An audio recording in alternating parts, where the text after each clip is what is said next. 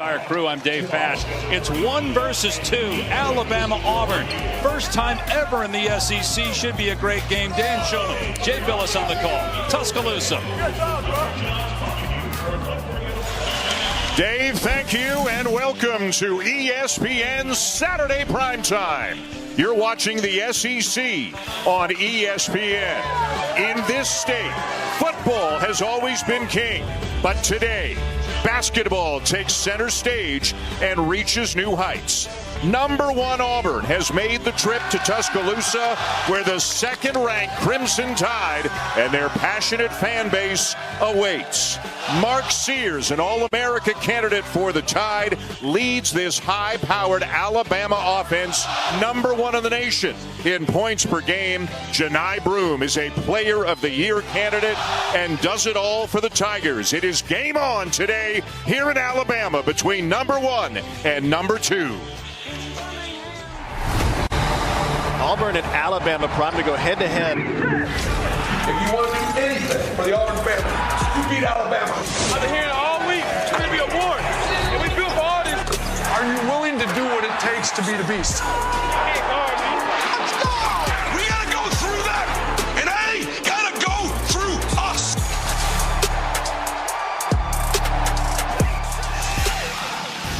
What a scene it is today. Number 1 Auburn, number 2 Alabama. And don't you know, this is an ESPN Sonic blockbuster. They are 1 and 2 in the nation. They are tied atop the SEC. Each team at 10 and 1. Whoever wins obviously has a leg up. Don't forget, they'll meet 3 weeks from today in the jungle. Everybody is fired up for this one. Nobody more than Bruce Pearl. Who's number 1? We don't know. Who's number 1? Who's going to act like number 1? Who's going to play like number 1? Who's going to handle adversity like number 1? Who's going to honor the game with no shit like number 1? Who's going to prepare like number 1? Who's going to give God the glory and victory and defeat like number 1? Who is?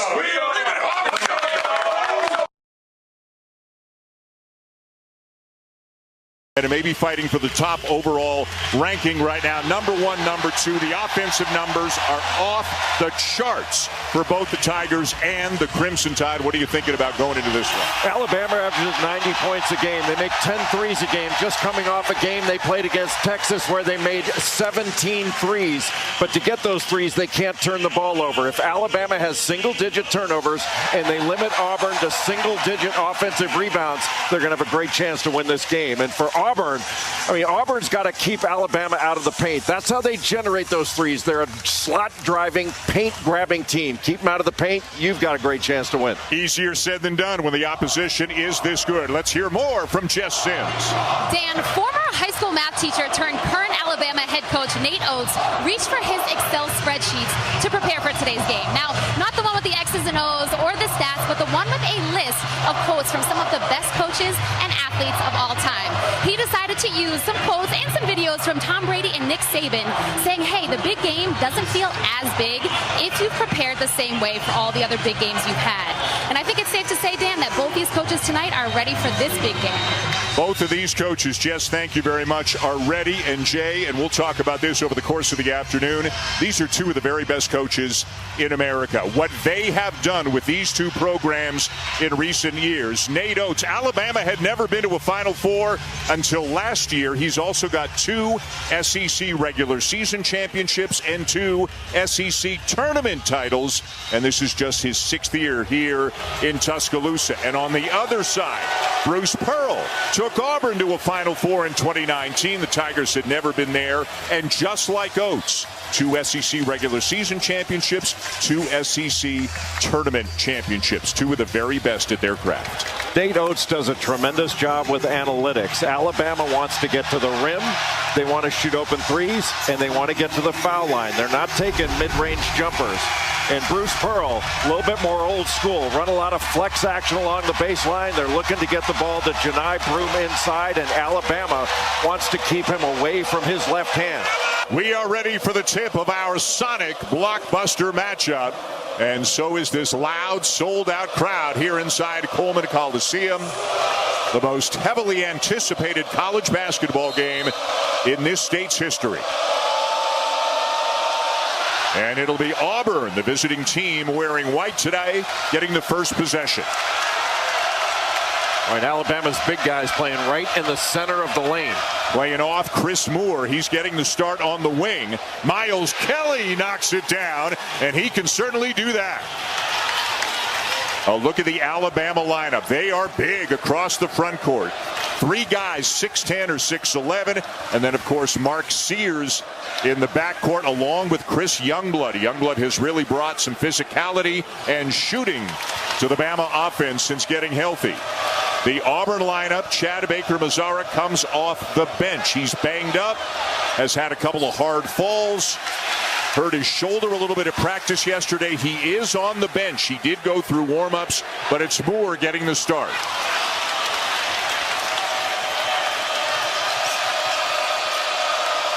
Alabama likes to play at as fast a pace as any team in the country, but it is Auburn off to a great start as Johni Broome knocks down a 3. Johni Broome, known as an inside player, but not afraid to pull the trigger from the three-point line. You've got to get out and at least put token pressure on him. You can't dare him to shoot that 3. Alabama's going to play off Dylan Cardwell and try to clog up the lane as a result. But just Cliff Amore giving way too much respect to that drive and playing way off, just daring Broome to shoot, and he's going to take you up on that. Broome maybe still not quite back to 100% physically after the ankle injury, but still putting up big numbers since he has returned. Sears in the corner. The 3 is short. Cardwell has it knocked away, but a foul called on Alabama. Got Chris Youngblood just swiping at the ball after it had been already rebounded. Dylan Cardwell grabs it. There's the swipe from Youngblood to pick up that foul. Auburn with the ball and a very quick 6-0 lead, 90 seconds into this one. But Nate Oates talked to his team about that. Florida got way down against Auburn, down 10 early, wound up winning the game going away. You just have to keep playing. What a rebound by Dylan Cardwell. Broome will try another one, and it is 9-0 for the Tigers. You don't expect a shot fake, dribble, and step back 3 from Johni Broome, but he just delivered it against Cliff Amore. 29% from 3 on the season, but 2 for 2 today, and now a reach-in foul on Cardwell.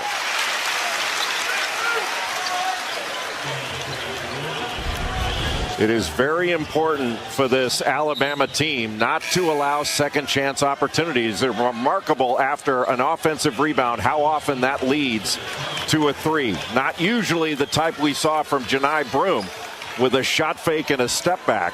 But that's a second chance opportunity that Alabama can't not allow if they want to win this game. And the first substitution of the game belongs to Bruce Pearl. Chaney Johnson, who was outstanding in a Tuesday night win at Vandy, has come to take the place of Dylan Cardwell.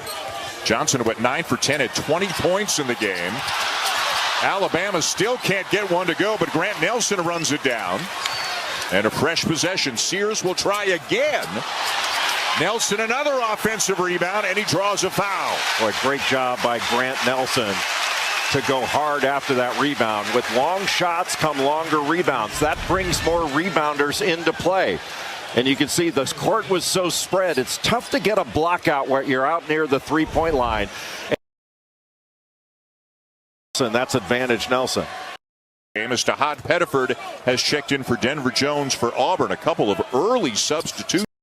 5 points, 11 rebounds, and really attacked the paint with force.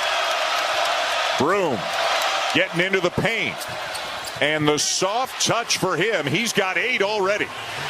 Cliff Amore trying to keep him away from that left hand. Did a good job. That fadeaway shot, that's a tough 2. Got to give him credit. Sears with a burst of speed, and he draws a foul. Got a chance for 3. That is one of the main reasons you cannot let Mark Sears get to that left hand. Mark Sears, to me, is the Jalen Brunson of this Alabama program. He can get to the rim and finish. Although he would rather shoot a three-point shot, and I think Nate Oates would rather he did, but he does a great job of getting to the foul line. Shoots about 7 free throws per game, shoots about 84% from the line. You see Chad Baker-Mazara is into the game early, less than 3 minutes in. We weren't sure about his availability before the game. Sears misses the free throw. Mo Diabate, number 10, is into the game for Alabama. A very good defender, and he's given up some size now, but it's going to be him, at the moment at least, on Janai Broome. Well, nobody works harder than Mo Diabate. His plus-minus the best on this Alabama team. Broome gets to the left hand, but too strong off the glass, and it is still Auburn ball. Janai Broome will do everything he can to get back to that right shoulder, use his left hand off the glass, and Alabama, of course, is well aware of that. But his last two, he's off to a great start in this one. His last two, even though he's averaging just under 18 a game, he's 14 of 35 from the field. Chaney Johnson hits the three. And that's why he's in the game. Dylan Cardwell is not going to draw defenders out to that three-point line. Chaney Johnson will. Diabate, full head of steam. The follow by Nelson, but wave it off. Basket interference is the call. And that one they can look at. Yep. And that's often why they call it, because they can look at it. If it's close, then they'll go back and look at the next dead ball. Little bump there by Johnson as well, and they will look at it at the under 16 immediate timeout. And that'll be a basket. Yeah. That's a good bucket. I can think of 14,000 people who agree with you, and I'm not sure anybody's ever said that about you before. It's usually much more. Johnson misses the corner three. Bruce Pearl has said repeatedly in the last several days there's even more to come from Chaney Johnson. He is getting better and better, says nobody on his team works harder than Johnson does. Youngblood, got to respect his three-point shooting ability. He'll drive it on Baker Mazzara and finish it, and Alabama starting to find its way at the offensive end. Well, that's what Alabama wants to continue to do, is punch the paint.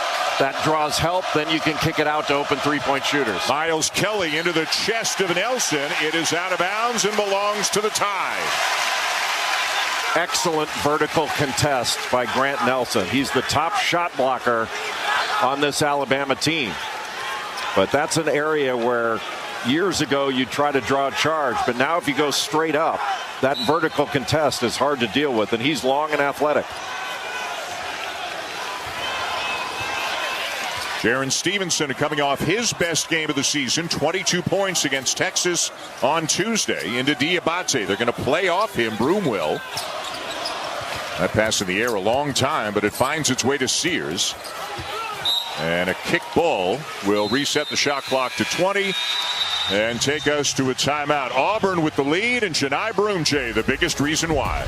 Well, leading candidate for National Player of the Year. The little fadeaway shot with the left, and his reaction. He's enjoying being in Tuscaloosa so far.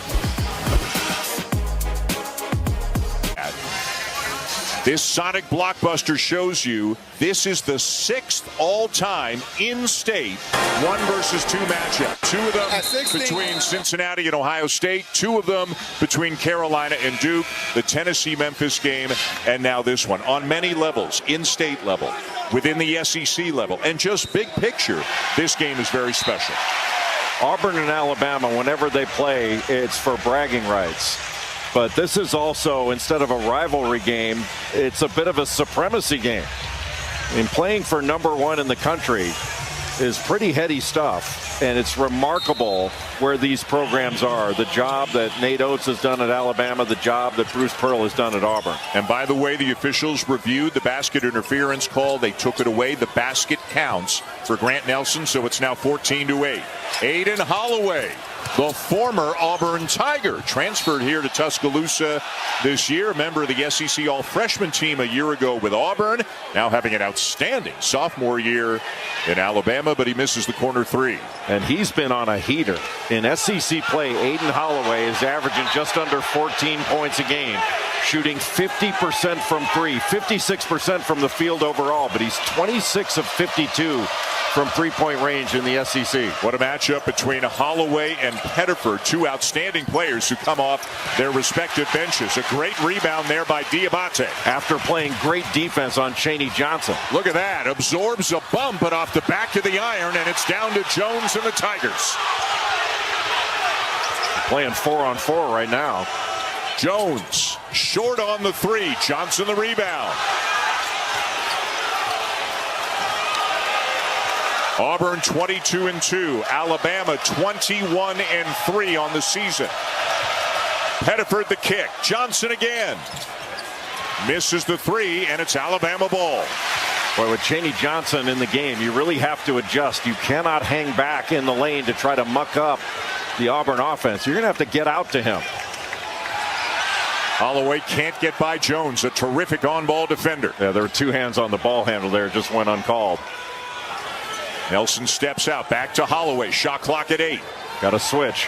Johnson on him. Holloway the drive. Johnson got him. What a play. The long arms and athleticism of Chaney Johnson to knock that out of the air. And again, it's a story that's been told so many times, but Chaney Johnson started off his collegiate career at the D2 level, and he has turned himself into an outstanding high major player. Well, he's coming off a 20-point game against Vanderbilt, where he was excellent, 9 of 10 from the field, but that's a big-time defensive play against the ultra-quick Aiden Holloway. Mark Sears 1 for 5 in the early going of this one. Drives on Baker Mazzara, draws the foul, and it goes. Tell me that doesn't look like Jalen Brunson. Gets right into the body of Chad Baker Mazzara. And that's with everything designed to take away his left hand. But still, because he gets so low and attacks the hip of Chad Baker Mazzara, just gets his shoulders past him, draws that contact, and gets it up there with the left hand. Didn't even bring his right to it so he could get it up quickly on the glass. And at practice yesterday, you were there. Bruce Pearl said, we're going to sit on Mark Sears' left hand, meaning do everything they can to try to make him go right, but they haven't been able to do it yet. Well, that used to happen in the NBA all the time with Manu Ginobili. Force him left, force him right, but he's still got to his left. Same thing with Mark Sears in this game. And the players have been sent to their benches, and the officials are heading to the monitor. You can see Diabate had a towel up at his mouth. He's bleeding. Yep. They're probably looking to see whether there was illegal contact that would rise to the level of a flagrant.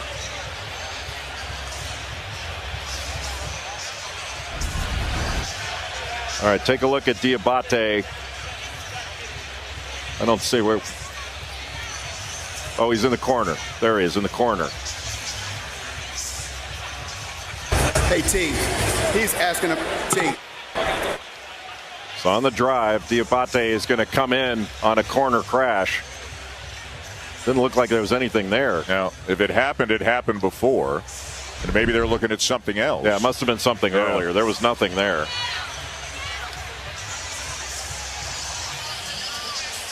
Pat Adams, Joe Lindsay, and Vladimir Boyard-Tadal, the officials today. And each bench will take advantage of the opportunity to get a free timeout.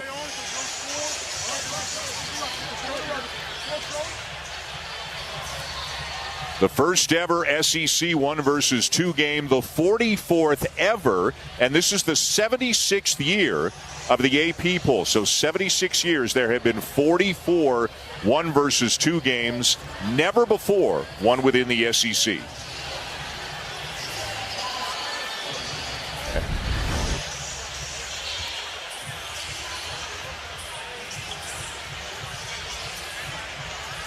Yeah, that's just incidental contact.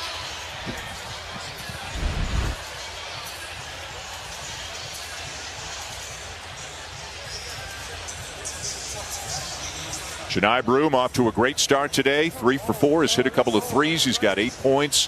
One of the 2 leading contenders for National Player of the Year, along with Duke's Cooper Flagg. And the headsets have come off the officials. And the explanation is being given to Nate Oates, so that would seem to suggest there's nothing there. We were reviewing a play at 15:37. This play is past the time frame to be reviewed. Also, the play is incidental contact. So I guess ultimately incidental contact is the most important information there. Diabate is back on the court and okay, and they will play on. And it will be Sears at the line for the tie, trying to complete the 3-point play. Mark Sears averaging almost 18 points per game. Averaged better than 21 a season ago when he was a second-team All-American. And really the issue for Mark Sears is turnovers. His last 4 games, he has 21 assists. Not unusual. What is unusual, he's got 22 turnovers over that stretch. And Nate Oates will tell you too much dribbling in traffic. Nice play, but no finish. Basket interference. Yep. He touched it while he was grabbing the rim. That is difficult action to guard. That ball screen, back screen action. It worked to perfection except for the finish. There's the back screen after the ball screen for Chad Baker-Mazara. Sears again trying to turn the corner. Keeps the dribble alive. In the backcourt along with Holloway. Diabate left alone. A beautiful keeper by Mohamed Diabate. His energy is palpable. It is a 9-0 run for the Tide. Sears called for the foul. Right after the foul, I guess it was right after. Jaheim Hudson. Yeah. Terrific job on the keeper. That's a great read of the defense. You see Hudson going toward what he thought was going to be the handoff, and he takes it the other way, and Nate Oates loving it. Very understated jacket by Nate Oates in this one. I think this is his big game jacket, though. We've seen this one a couple of times before. This Alabama team has so many offensive weapons, and you could say the same for Auburn. Big shot there for Chad Baker-Mazara. That'll snap the 9-0 run by the Tide. Alabama, the highest scoring team in the country. They've reached triple digits 7 times. Jay, they've got 7 different players who have scored 20 or more points in a game this year. Good pass down court. Baker-Mazara short on the 3, but fouled on the play by Aiden Holloway, and it will be 3 free throws. All that was made by the pass ahead to get it into the paint, then the kick out. You see Aiden Holloway just trying to go past Chad Baker-Mazara. Didn't get past him, went right into him. You have to give the shooter a chance to land. So Baker-Mazara, again, who's been playing banged up the last 2 or 3 games. Second game in a row, he's coming off the bench. One thing he can always do is shoot free throws. One of the best in the country. He is shooting free throws at a 90% clip this year. All these Auburn guards can bang down free throws. But to your point on Chad Baker-Mazara being injured and banged up, I mean, his last 2 games, he's only averaging 3 points a game, 2 of 12 from the field in those 2 games. He has not been himself. And averaging better than 12 points per game on the season for Bruce Pearl.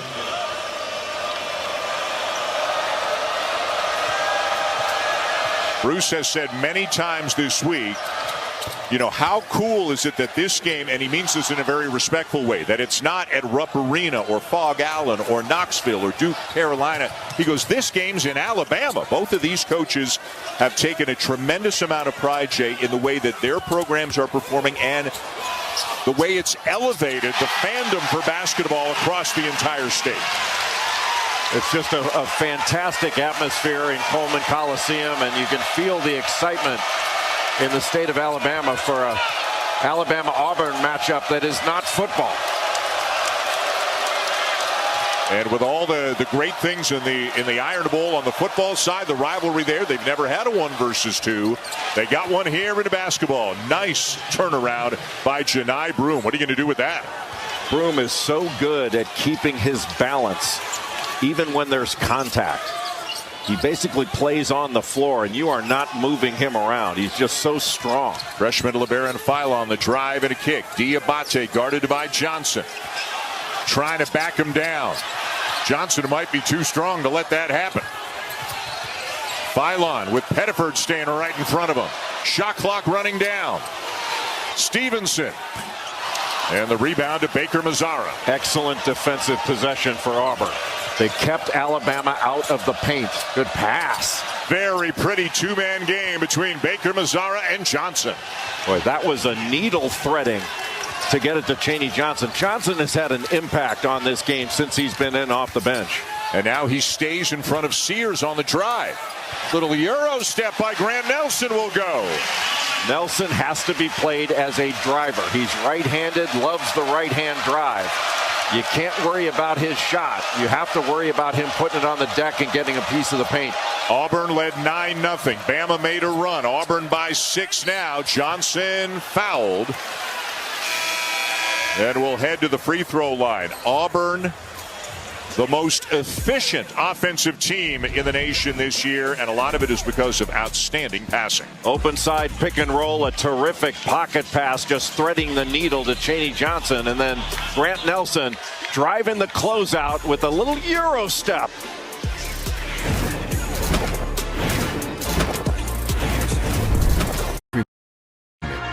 Greatness awaits for the bold, the visionary, and those ready to take their shot.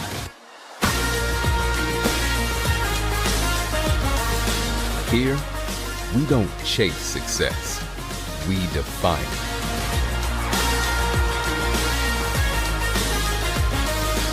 The University of Alabama, where legends are made.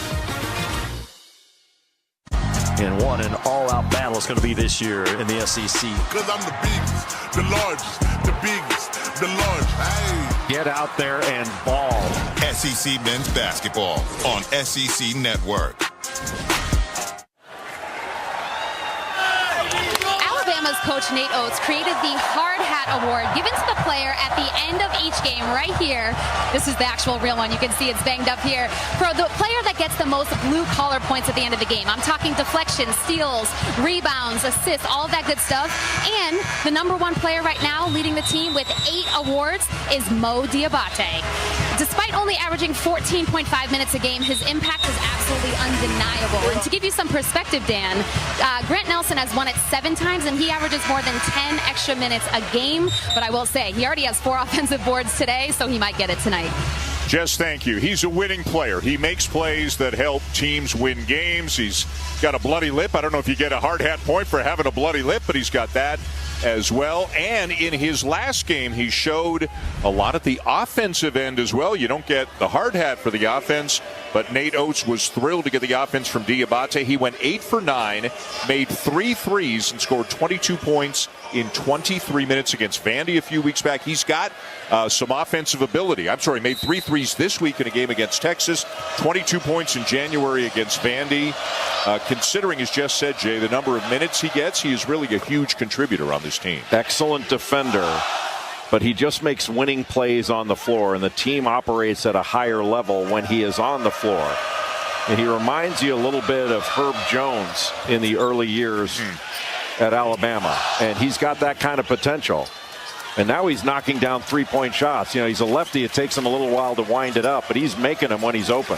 And speaking of 3-point shots, Alabama hasn't made one yet, and they shoot a lot of them. They average better than 10 made threes per game, but they're 0 for 6 from 3-point range so far. Key word there is yet. They're going to make some, and when the lid comes off, Alabama can knock down shots in a hurry. They made 17 of them in 29 attempts Tuesday night in Austin. Scored 103 points against the Longhorns. You say Herb Jones and all that. He's on camera.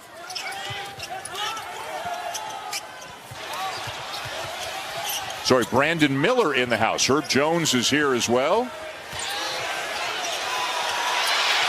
Turnaround. Did he get it off in time? Didn't hit the rim, so it doesn't matter. And a shot clock violation on Alabama. Auburn is doing such a good job of guarding the ball and staying in front.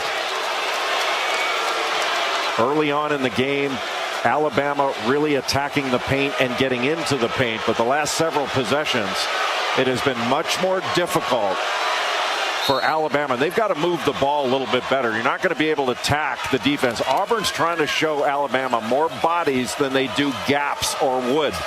And the last few possessions has been very effective. Auburn 13 quad 1 wins. Nobody else has more than 8. Offensive foul, Janai Broome. Just used that right arm to hook the defender. He really didn't need to do that because the move was so quick. Just caught Cliff Amore right in the back with that right arm. And first of all, you know, it's a switch of a pivot foot, but he did it so quickly, you know, the referees don't call it. Broome 10 points in the early going. Auburn has led throughout.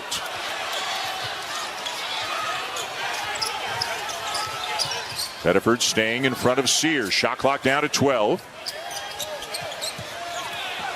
And cross court now Holloway. Darion Reed back from a leg injury. Has missed 6 of the last 8 games, but he's in there right now for the Tide. The 3 won't go for Cliff Amore. Had to shoot it. The time was going out on the shot clock, but that's not the shot they want from Cliff Amore. That's his first 3-point attempt of the season. And as Jay said, because the clock was winding down. Pettiford kept it alive, but now it's numbers for the Tide. And the foul on Miles Kelly. Alabama wants to get the ball down court quickly, shoot in the first 10 seconds of the shot clock before a defense can get set. They haven't had many opportunities in this game, largely because they've been taking the ball out of the net. But when they can get it up court and score quickly, that's their game. So Reed at the line for Alabama knocks down the first. Coming up next on this great day of college basketball action, next on ESPN, it'll be North Carolina and Syracuse. You talk about a couple of programs in desperate need of a win. And then back into the SEC, Kentucky. Next man up philosophy right now. They are down some key players. They're in Austin to take on the Horns. We saw Kentucky beat Tennessee on Tuesday. Tennessee beat Vandy earlier today in a game in which they trailed by double figures. Just another day in the SEC that has had such an incredible season. Broome the screen, frees up Kelly. Still loose. And finally it's Bama's. Auburn gets back, keeps him out of transition. Youngblood. Offensive rebound, Amore. Sears a deep one. And they still don't have a made three. Holloway. Got it.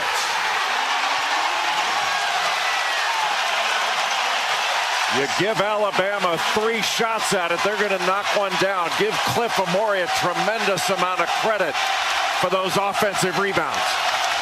6 offensive rebounds now in the game for the Tide. Broome at the other end. Can't hit it. And Baker Mazzara comes up with a steal and is fouled by Mark Sears. Not a good foul by Sears. That's his second. And both of them on reach-ins that were unnecessary. They could have trapped Baker Mazzara there. No need to reach on it, but just not a good pass because you weren't looking down court to see where the defense was. And Chad Baker Mazzara just lying in wait to be able to take that away.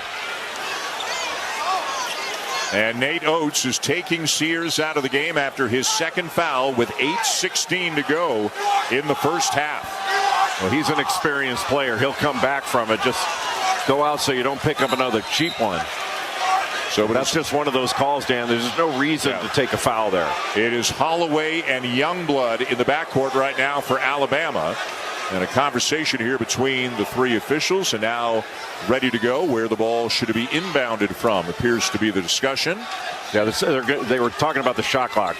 The foul was committed in Auburn's front court, Alabama's backcourt. So it's 20 seconds on the clock. That's why they inbounded it where they did. Baker Mazzara's done some good things coming in off the bench. Got 6 points, couple of assists. Kelly wide open. And a break there for the Tide. A good look for Miles Kelly, who's a good shooter. Miscommunication on defense as to who was guarding Kelly and Cardwell. Fortunate. Nelson with a shot fake. Stevenson a corner 3. And Alabama's back within 1.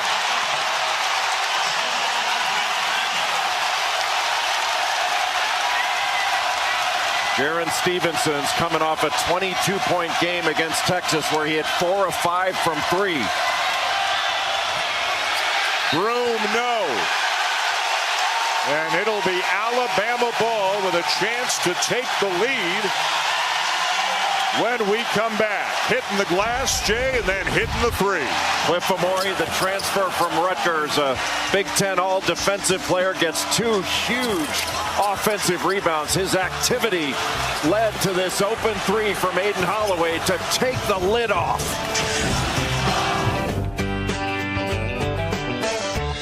A math teacher back in Romulus, Michigan for many years, very analytically inclined.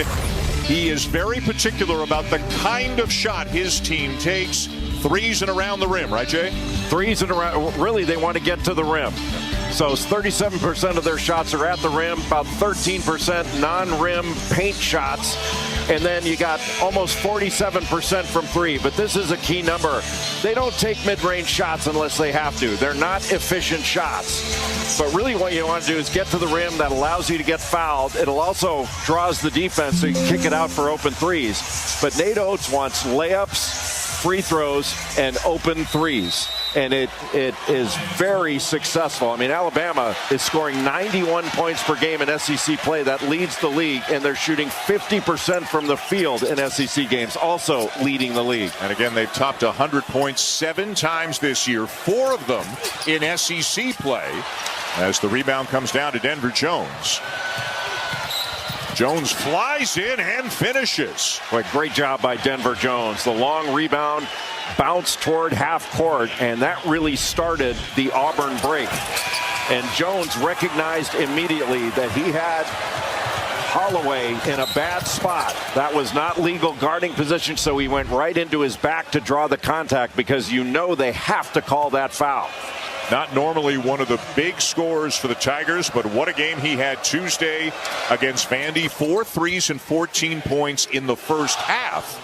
5 threes, 21 points in the game. Holloway to the bench with 2 fouls, and Jay Sears is back in. And Denver Jones, to your point, one of the underrated on-ball defenders in the country. He's the best on-ball defender on this Auburn roster. And that's something you need when you're playing Alabama.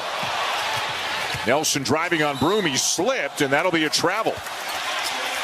When Jaron Stevenson made a terrific 45-degree back cut, was wide open. But Grant Nelson didn't see him, being guarded by Janai Broom. Just lost his footing there. And that's an automatic travel call. And they're going to take a look at that right shoe as he goes to the bench. Hey, who wears 14? Give me your shoes. You ever do that? You ever have to give somebody or get shoes from somebody when you were playing? No, but somewhat of a famous story in the Duke North Carolina rivalry. Grant Hill, when he got to Chapel Hill for the game, had forgotten his shoes. So you're thinking Coach K is going to say, hey, tough beans, man, you're not playing. They asked one of the walk-ons, hey, are you a 14? Give Grant your shoes. I guess you want to recruit walk-ons who have the same shoe size as some of your best players. Well, now they carry the players' shoes. Make sure they have them. Diabate initiating the contact with Cardwell, and he's rewarded with a trip to the line. Well, Diabate is so tough and physical. One of the hardest workers you're going to find in the Southeastern Conference and beyond. Just a determined player. He's got the best plus-minus of any player on this Alabama roster. And talk about an X factor. He's the X factor for this Alabama team.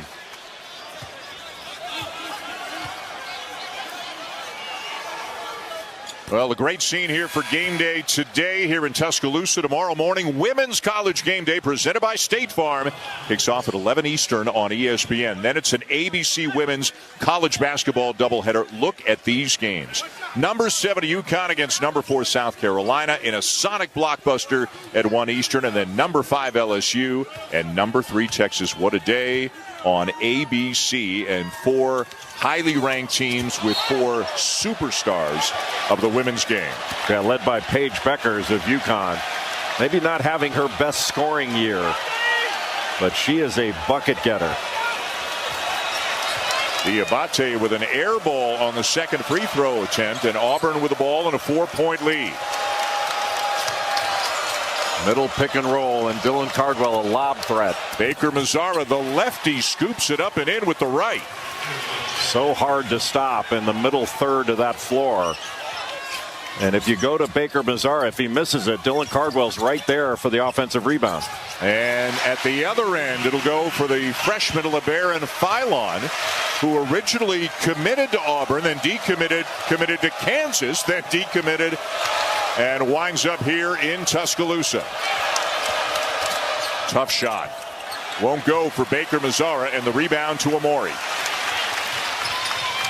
Philon is a quick burst driver, but that's a quick trigger three. And the loose ball down to Baker Mazzara, who has looked very good. 8 points, 3 rebounds, and 2 assists off the bench in this one. Looked very much under control. Draws 2, finds Broom. Cardwell back to Broom, still plenty of time. Those are some big mitts by Janai Broom that grabbed that ball. Kelly, beautiful feed. Cardwell to finish. Not known as a driver, but Miles Kelly, the best three-point shooter on this Auburn roster, drew 2 defenders, just dropped it in between to Dylan Cardwell. He was wide open. 6-point game, under 5 to go here in the first half at Coleman Coliseum. Number 1 and number 2. Philon the drive, hangs in the air and hits.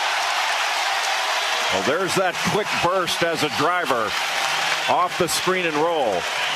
And he's not turning the corner at an angle. He's going right at the defender's hip, trying to get to the rim. Got all the way past Chad Baker Mazzara, and then took the contact. And look how his eyes never left the rim. Your eyes make layups, and that was a contributing factor to Philon finishing that play after contact. Second on Baker Mazzara. He sits. Broom has also come out of the game.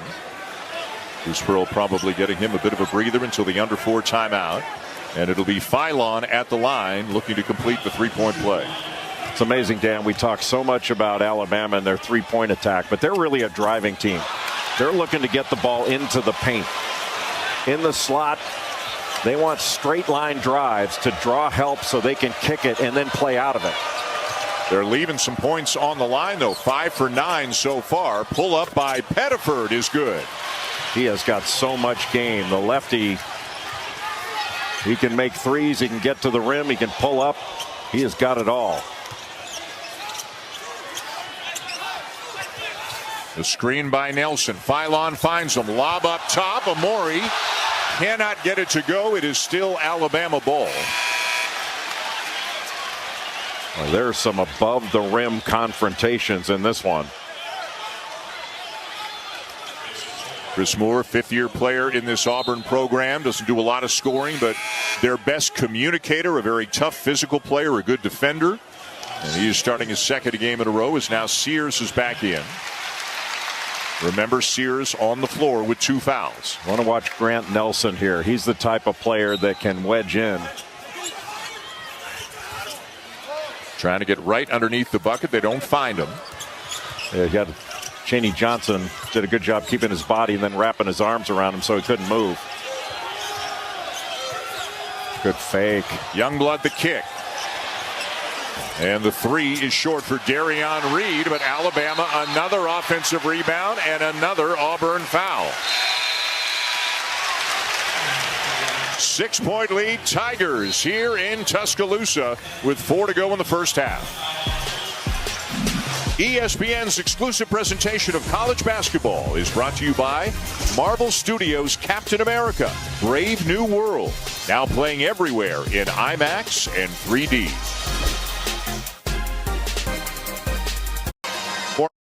To go in the first half. Coming up, the Jeep halftime report. Tennessee with a nice win after trailing Vandy, and it's Duke and Stanford over on ABC. Jay Will and Coach will be talking all about it there with Jess right now.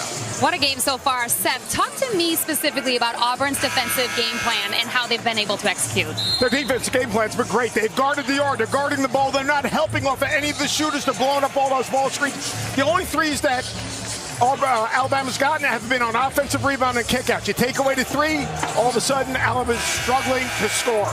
Well, talk to me now, Jay, specifically Alabama's defense on Janai Broom. Yeah, well, today earlier I said that guards win championships, and Jay Billis said I was deniably wrong. It was about the bigs. But the bigs have been doing a good job, Amori and Diabate, of guarding the likes of Janai Broom down low in the end of the first half. Thanks, guys. You agreed with him. Well, there in that shot, you see the most powerful man in college sports. And next to him sitting down is SEC Commissioner Greg Sankey. I wonder if Reese was wired up in time to hear that. Reese will be quarterback in the halftime show. The Jeep halftime report. Dan Schulman, Jay Billis, Jess Sims. Number 1 Auburn, number 2 Alabama here in Tuscaloosa. Auburn has led wire to wire. Youngblood at the line, suffered an ankle injury back in preseason practice, had surgery, got a late start. But he has come on, has moved into the starting lineup. But again, a physical player, a guy who can knock down threes. So he is now starting. Phylon coming off the bench. Both of these teams are really deep, have so many weapons. But all you have to do is go to an Alabama practice and see. It's kind of an embarrassment of riches in terms of the number of weapons that Nate Oates has at his disposal. And they're injured, too. I mean, Latrell Wrightsall is out for the season. He was Alabama's best shooter before he got hurt. And then Houston Mallett, the transfer from Pepperdine, is out for the season as well. Darion Reed, who, as we mentioned earlier, has had missed 6 of the last 8 games with a leg injury, back in there today, and he's headed to the free throw line. And Alabama 2 of 14 from 3 in this game, and they've had a number of open ones. But where they're keeping themselves in striking distance is the Tide continue to attack the paint and try to get the ball to the rim. That's drawing fouls. That's putting themselves in positions, because when you drive, you have to rotate, and that can open up the offensive glass. And in the first half, Alabama's done a better job on the offensive glass than has Auburn. And really an important factor why Alabama's still within striking distance, just 1 possession down, is the Tide have not turned the ball over in the first half. Which has been a real problem for them. 17 per game their last 3. You know, they're not brooming, they're booing here in Tuscaloosa. 3 on Cardwell. He'll sit. Janai Broom back in. 10 points in this game. But, Jay, they all came, I think, in the first 6 or 7 minutes of the game. They did. Knock down a couple of threes and then those fadeaway jumpers.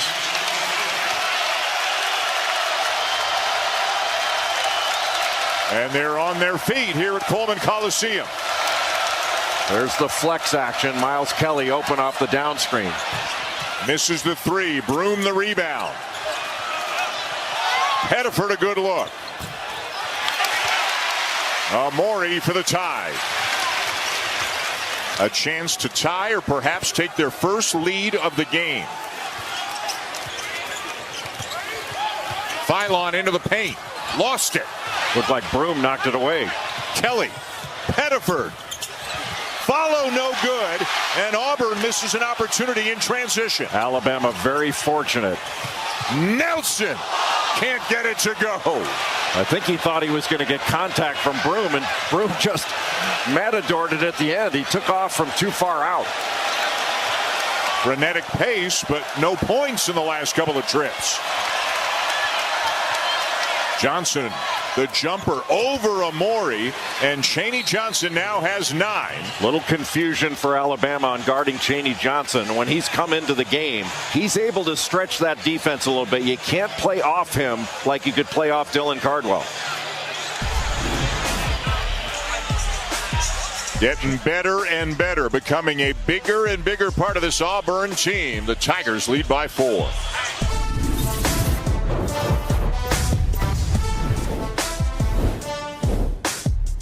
Matchups Tuesday night in a doubleheader on the SEC Network and the ESPN app. It'll be Kentucky hosting Vandy. Remember, the Commodores got the Cats a few weeks ago, and then you can see Alabama again. They will be in Columbia to take on the Missouri Tigers. What a year the Tigers are having. I mean, there were so many good teams. Sometimes some of them are getting overlooked in the SEC, but Missouri deserves mention as well. They are ranked 21st in the nation to beat Oklahoma earlier this week, and heading for a very solid seed in the NCAA tournament. Yeah, Caleb Grill, one of the best shooters in the country. Great switch on that wide pin down by Auburn. Nelson the cut. Amori found him. Nelson left hand. And Broom down with it for Auburn. Well, he really blocked out, Broom did, blocked out Cliff Amori to keep him from the offensive glass. 5th rebound of the afternoon for Janai Broom. Jones with a floater. Another rebound for Broom, and he's fouled. Darian Reed was right there to grab that ball. I mean, he was in perfect position to grab that defensive rebound, but Broom just reached out from his left with two hands and took it away, took that opportunity away. On this roll replace action, the little floater, Reed right there, as was Amori. And Janai Broom was the victor. A couple of years at Morehead State, did not get any high major offers coming out of high school, but he's just a different player. He's just a different size than he was back then. He's gotten so much stronger, and he's become one of the best players in the country. He has 10 games this year, Jay.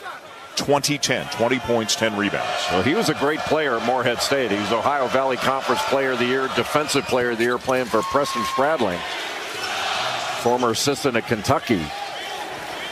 And one of the things he did his sophomore year for the Eagles is had a good game against Auburn. 12 points, 8 rebounds. Got the attention of Bruce Pearl. And the rest is history. Sears lost it. That'll be a turnover. Well, those are at least it was not a live ball turnover, so you can set your defense. But Denver Jones with terrific pressure on the ball to help force that turnover. And Nate Oates will get Sears out of the game. Remember, he's got 2 fouls.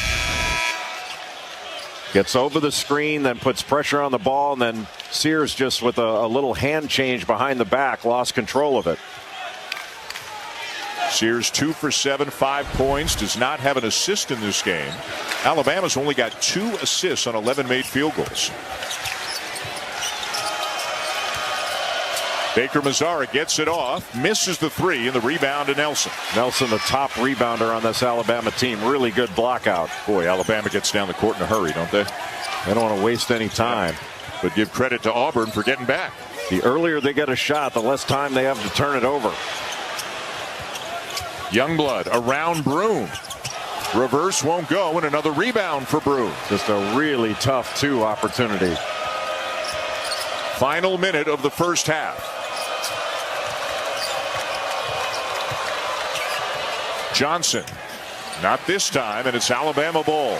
Awfully difficult shot by Chaney Johnson. If they go quickly, they can go 2 for 1 here. Looks like Nelson's thinking about it. Off the side of the backboard, though. I don't think you want to go too quickly where you're taking a bad shot. That was a really tough 2 from a bad angle. Alabama's shooting better than 48% on the season, just 32% here today, including 2 for 14 from three-point range. Johnson open again and hits another 3. Chaney Johnson with his second 3 of the game. That middle pick and roll. Grant Nelson had to give help on the roll, and he gave it off the corner three-point shooter, Chaney Johnson, who has been brilliant in this first half. Watch Nelson. He stays to stop the drive and gives up a wide open 3 to Johnson.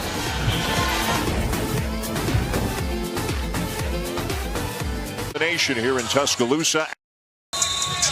Auburn has led the entire way. Alabama's gotten it down to a single possession a couple of times, but it's a 9-point lead for the #1 team in the nation here in Tuscaloosa. Alabama ball with 17.4 seconds to go in the first half. For people just tuning in, why is Auburn in front right now? Well, Alabama's not shot the ball well. You give Auburn credit for that. But Auburn in the last, Alabama got it down to a 1-possession game. And they've had a few possessions where they've driven the ball and then taken incredibly tough 2s. And you have to give Auburn credit defensively for forcing those. And that pushed it to a 9-point game. It was a 3-point game just a couple minutes ago. Shot clock turned off. Final possession for the Tide. Sears steps into it. Missed it wide right. And with 0.3 of a second left, it will still be Alabama's ball. All you can really get here is a controlled tip. Youngblood to inbound, and now Nate Oates wants to get Grant Nelson back into the game.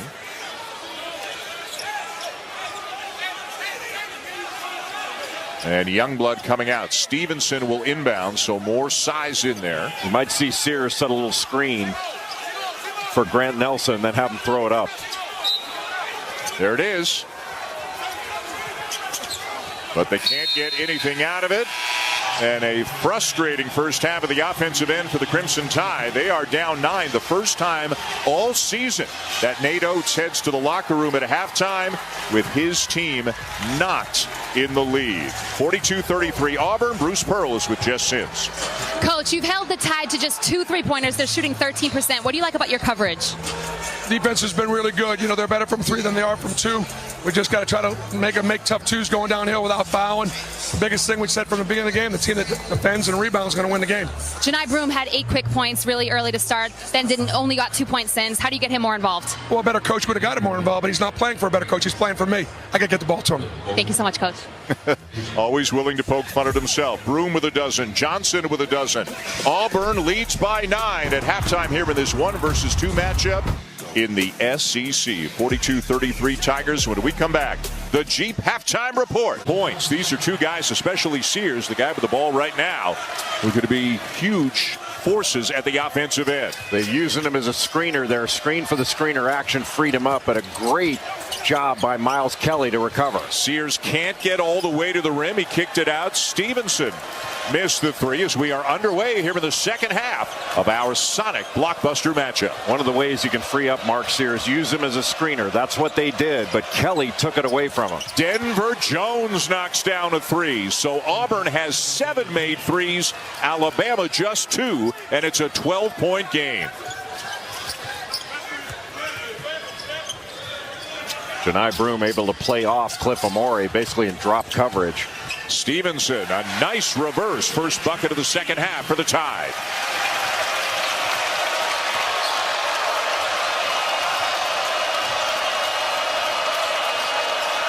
Johnson again starting the second half. They lay off Moore. They don't fear him taking a 3-point shot. He's going to take it, and it rattles in and out. Again, Moore is in there to be the glue guy. The blue collar plays, a great communicator, but not leaned upon to score. A block there by Jones. Just a great recovery by Denver Jones. Such an outstanding defender. Auburn just does not give up on a play, even when they seem like they're out of it. And Sears is out of bounds and turns it over. No matter where he turns, he's either running into a big guard or a bigger front court player. And you can see the frustration on the face of Mark Sears. Nothing is going his way, and he's had Denver Jones in his face this whole game. The crowd trying to do what it can to help the Tide. That won't help, though. Denver Jones, his second 3 already here in the second half. Just a simple ball screen from Janai Broome, and Denver Jones able to come off it with rhythm without anyone stepping up. Nobody at the line of the screen. Sears leaning into Jones, and that will be called a shooting foul. So a couple of free throws coming. The foul on Jones, but let's look back at the threes. Well, Denver Jones just off this handoff. You go underneath. He pulls up, knocks down the first 3. And then off this ball screen, Cliff Amore in drop coverage, playing so far up. If you're not going to be up at the level of the screen, Denver Jones is just going to come off there firing.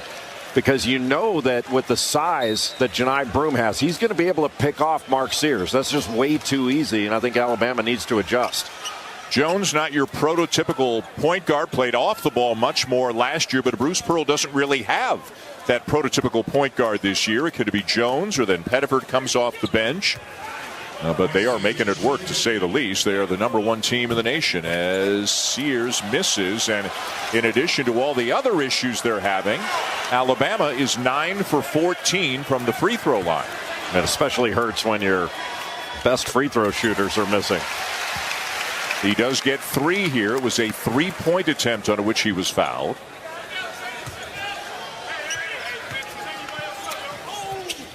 And he makes 2 out of 3. Holloway in, and Sears is going to come out less than 2 minutes into the second half. Aiden Holloway, a guy who can score in bunches as well, but right now he is trying to defend Denver Jones. Moore open again. They're going to lay off him, and he's missed 2 in a row.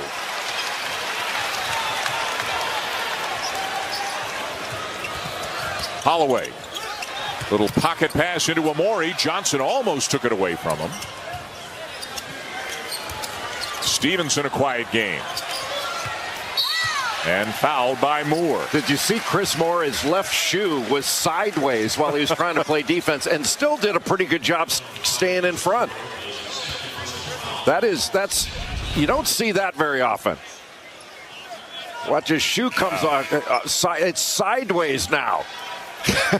and he never even blinks or looks down or anything, just keeps playing defense. And now, maybe because Alabama's laying off him and they're daring him to shoot and he's missed a couple, he will sit, and Chad Baker-Mazzara returns. Yeah, Alabama is putting any non-shooter, they're staying right in the middle of the lane. And that can really clog things up when you're trying to run offense. Stevenson to inbound.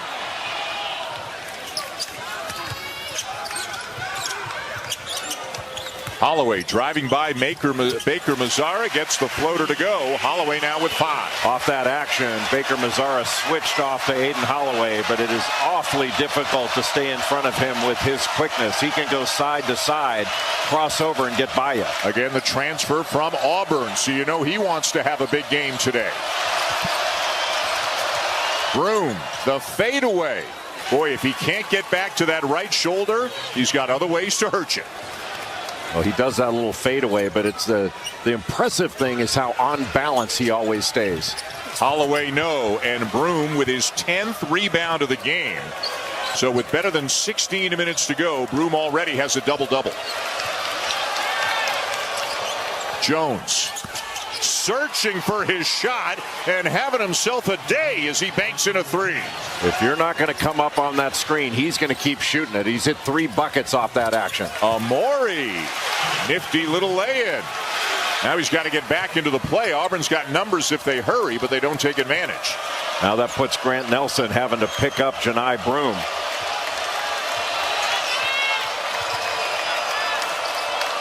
There's the flex action. Broom finds Kelly, and Kelly gets the roll. Boy, awfully easy. You had both the flex action and then the crackback by Chaney Johnson. Both were open. In addition to everything else, Janai Broom has more assists than anybody else in this game. That was his 5th. Well, he's their leading assist guy anyway. Yep. Such a good passer. Nelson got it back. Got blocked by Baker-Mazzara. Out of bounds. Alabama ball. And a timeout on the floor as Auburn has extended the lead. Some words between Baker-Mazzara and some fans and some Auburn teammates getting him out of there.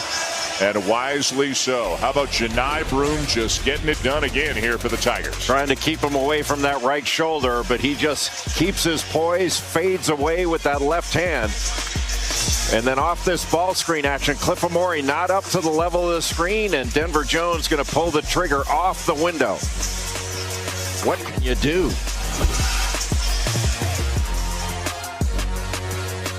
You by Sonic, an official sponsor of the SEC. Live free, eat Sonic. The Auburn Tigers, the #1 team in the nation and the #1 strength of schedule in the nation.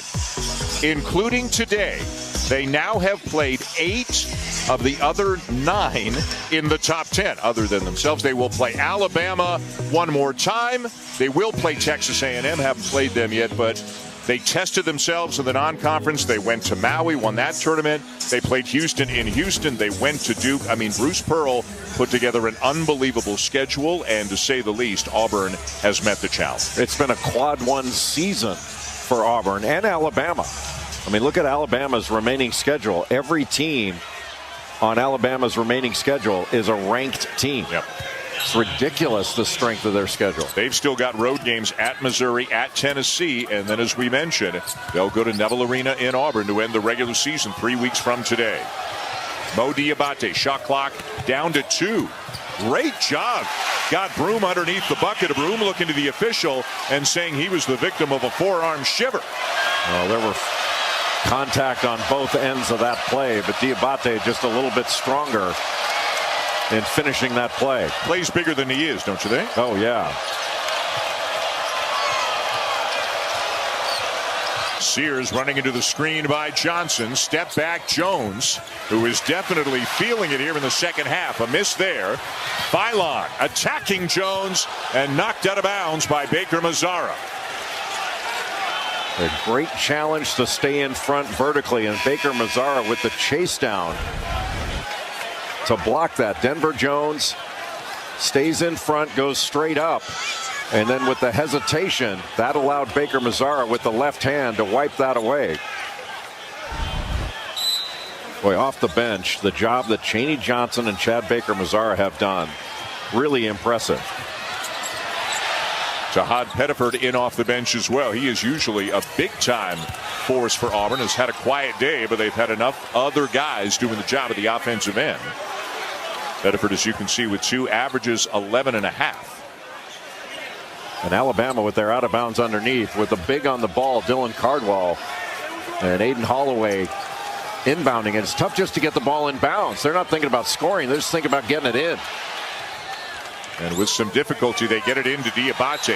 They're putting their hands on you. You have to really go into their arms. And that was a smart play to draw that foul by Diabate. 3rd team foul committed by Auburn this half. Alabama has yet to be called for a foul. And again, trouble to get it in. Holloway finds Nelson. Auburn does such a good job of switching those actions and keeping in front. Diabate, a little seam, lays it up, but it won't go. Just the double clutch made it difficult to finish it. Baker Mazzara may have gotten away with steps there.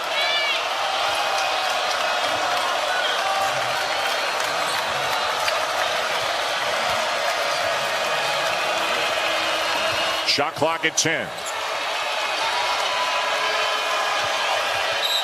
And Baker Mazzara is fouled. It's going to be Aiden Holloway called. Number 3 on him.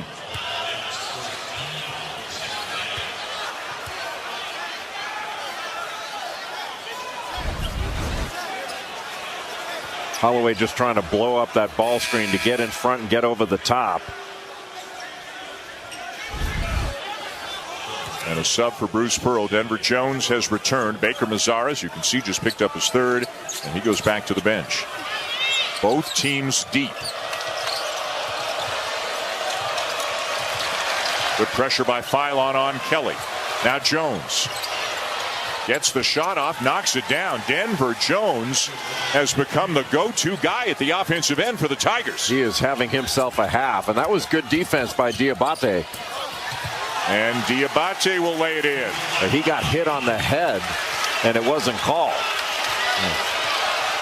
Jahad Pettiford. These ball screens in the middle of the floor are killing Alabama. They're not up to the level of the screen. That's just allowing Auburn to come off the screen firing. Diabate will try a 3, and nobody on the glass for the tie. Good block out by Dylan Cardwell to keep Grant Nelson off the glass. Auburn has added to its lead here in the first 6:40 of the second half. Cardwell back to Pettiford. Here comes Kelly. Oh, he was open. Lost it off the face of Nelson. It bounces to Johnson. And a lot of banging underneath, and a foul called on Grant Nelson. Not for the body contact, for the reach-in.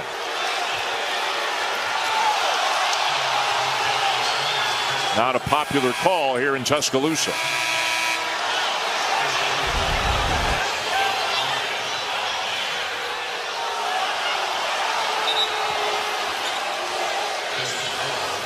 Nate Oates didn't like it. Looked like a lot of ball there, but Cardwell will go to the line. Dylan Cardwell does a lot of things to help this Auburn team win, but the area where he struggles more than any other is at the line. 35% on the season. Yeah, one of the best defenders in the country. Can switch off on a guard. An excellent shot blocker, Dylan Cardwell, and also a very good passer. This is his 153rd game for the Tigers. 5 years in the program. Missed them both. Sears is fouled by Cardwell, and that is number 4 on Dylan Cardwell. Boy, a ton of contact just on the cut, which really knocked Mark Sears off of his path, but he stayed strong and still was able to get to the basket and draw even more contact getting to the rim. Coming off that screen, that's a ton of contact. That was very similar to the foul that Aiden Holloway got on the other end. But he winds up getting the call at the end of the play. And if nothing else, maybe Sears can get himself going at the free throw line. Broom back in for Cardwell. Sears has 2 field goals, both 2-pointers, and 4 free throws for his 8 points as Kelly replaces Moore. And Alabama isn't going to just score their way back into this game. They're going to have to get some defensive stops. And it may entail having to adjust how they're guarding ball screens with their big guys. Because if I'm Bruce Pearl, I'm going back to that action. A foul on Diabate.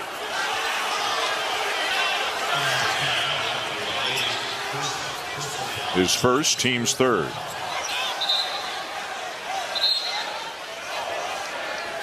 All the Auburn players you can see looking over to the bench to get the call from Bruce Pearl. Opposing coaches will tell you that preparing to coach against a Bruce Pearl team is maybe the most challenging thing they have to do because of how many different options, how many different plays Bruce Pearl has in his system. Broom wide open. That's clearly a shot they don't mind him taking. Good pass. And the reverse slam for Amori. And that's got the crowd fired up. Let's see what it does for the tie.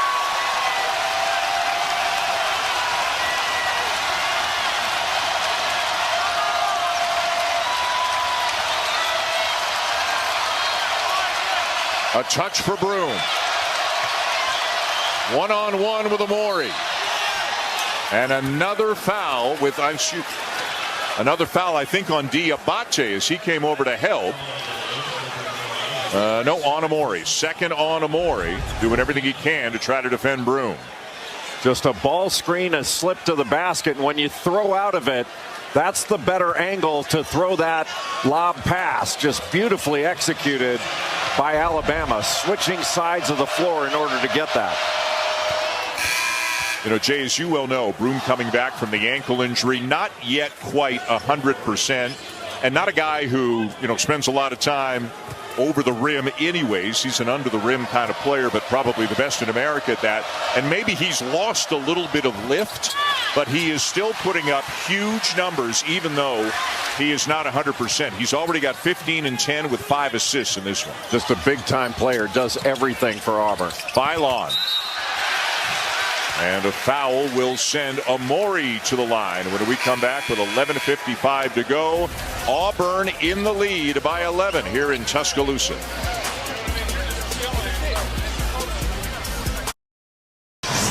Johni Broome is the leading scorer in this game with 15 points. He's got 10 rebounds, but he also makes the game easier for his teammates. You go underneath on a handoff, Denver Jones knocks down a 3. He's got 14 in this game. And then on a side pick and roll, drop coverage, Cliff Amori playing way off. Broome picks off Mark Sears, and that makes an easy shot to waltz into for Denver Jones, who knocks down another 3. Denver Jones 3 of 4 from 3 in this game, 5 of 8 overall from the field for those 14 points.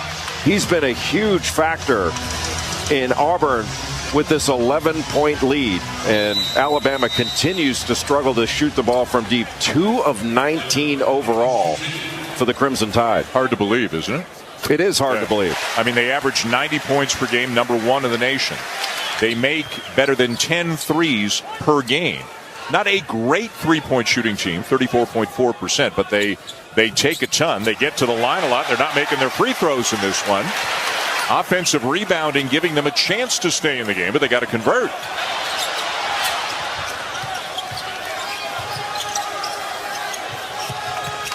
Sears defended by Jones yet again. Jones has made it so hard for him just to catch the ball. Tough shot. It looked like he got hit as he was going up. Kelly in transition. Wide open for a 3. Boy, it's amazing, Dan. You take a bad shot, and on the other end, you get punished for it. A bad shot is the first pass in your opponent's fast break. And just when Alabama seems like they're getting even the slightest bit of momentum, Auburn shuts the door on them.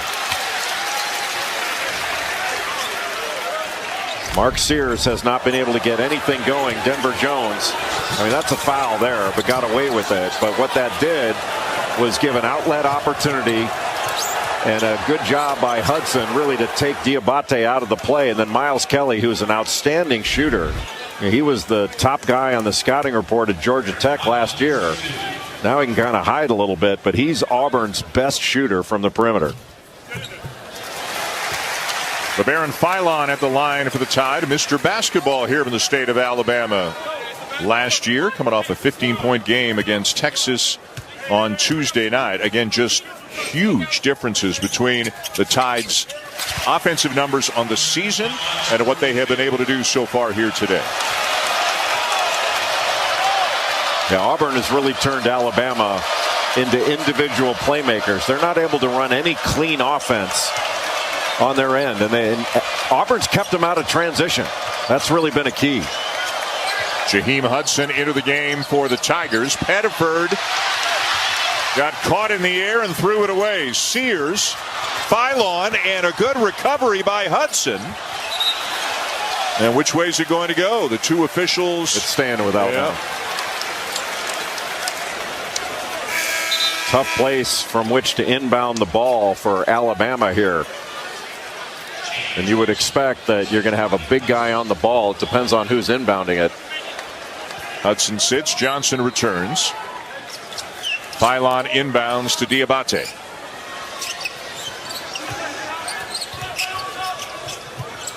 Picked up his dribble. Finds Philon. Off balance. It'll go. And they've got it down to single digits. And they've got the crowd back into it as well. But Auburn has had the response time after time. And here's the run stopper, Janai Broome. The fadeaway, short. Philon being chased down by Kelly. That's going to go.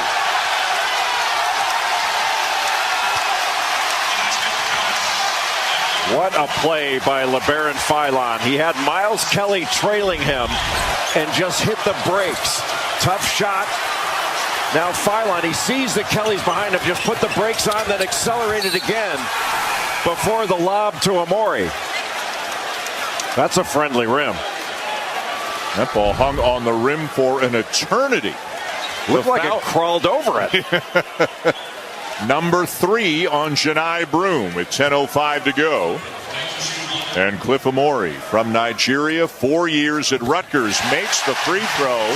And all of a sudden, it is down to 6.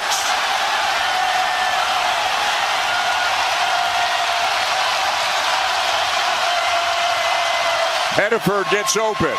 Short. And it belongs to the Tide. Give credit to Mark Sears. Got picked off of 2 screens, did not quit on the play, and put great pressure on that shot by Tahad Pettiford. Past the midway point of the second half, and Alabama is as close as they've been in a long while. Little horn set right now for Alabama. 2 up top, 2 in the corners wide. Sears. Yes!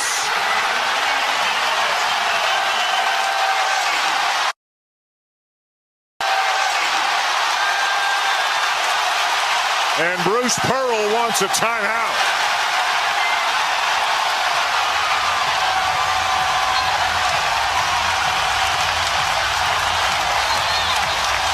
It is a 10-0 run for Alabama over the last minute and 46.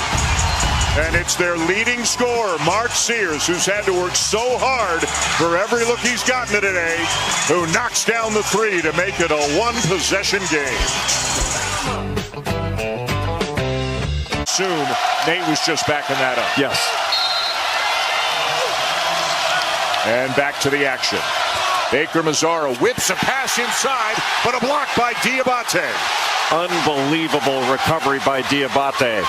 Back screen for the inbounder, wide open, and he ended it. Philon switches hands, and the rebound down to Johnson. You're going to see Alabama continue to drive it because they have put Auburn in the 1-and-1. And Philon has shown a nice ability to get into the paint and make things happen, but couldn't finish that one. Oh, he's such a quick burst athlete. Baker Mazzara bumped and fouled by Amori, and a couple of free throws coming. That was made by the hesitation move, the change of pace by Chad Baker Mazzara. Just came to a stop and then a quick start again to get into his body and draw that foul. 3 on Amori. And you referenced it before, but what a luxury to have so many guards that are great free throw shooters. And Chad Baker Mazzara 90% from the line.